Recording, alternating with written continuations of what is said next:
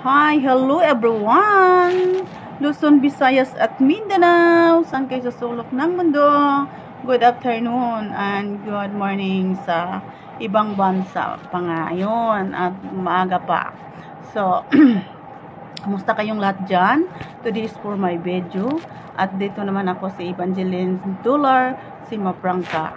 At ako guys, nagpapasalamat lang ako sa anak ko nga nananalo siya at magaling siyang maglaro ng basketball player. So siya ang nakuha sa NBP sa ilang eskwelahan.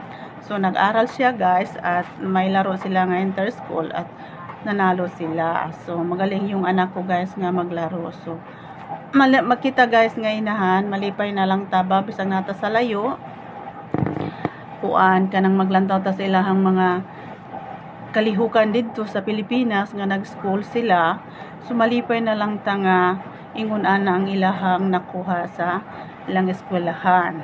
So nagpapasalamat ako guys sa mga blessing nga maayong pag-eskwela sa akong mga anak ug ang paglaro niya sa basketball players. Nagdula sila basketball players guys. Nanalo siya at magaling siya gyud. Magaling siyang maglaro guys. So nagpapasalamat ako guys sa mga anak ko nga may mga event sila nga na may mga naglaro sila ng basketball. Mahilig sila guys sa basketball. So yung dati yung guys, yung tatay nila ay varsity po din. So nakagaya sila sa tatay nila, naliwat sila sa ilang amahan guys nga basketball players po din dati pa sa ulitaw pa sila siyang tatay.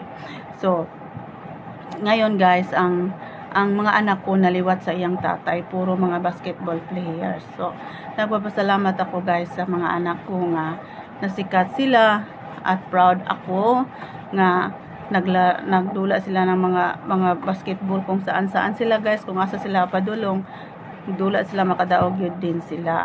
So, muna guys nga akong mga anak naliwat kay sa ilahang papa nga gusto kay modulag basketball kay ilang papa sa una guys varsity po din, taas po din ilang papa.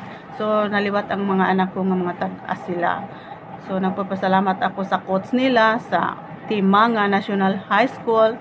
Maraming salamat po sa mga support sa ilaha ug sa akong mga anak ug amping kayo and God bless all. So maraming salamat po sa inyong lahat. So, bye bye. Thank you for watching. Please follow for more.